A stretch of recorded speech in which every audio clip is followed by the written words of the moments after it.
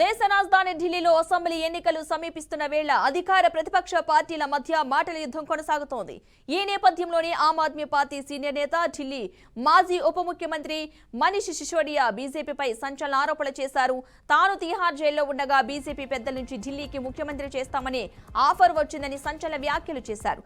జైల్లో ఉంటూ తాను చాలా ఇబ్బందులు పడుతున్నాననే విషయం బీజేపీ పెద్దలకు అర్థమైందని అన్నారు. తన భార్యకు అనారోగ్యం, కుమారుడు చదువుకుంటున్నారనే విషయం వాళ్లకు కూడా తెలుసునని అన్నారు.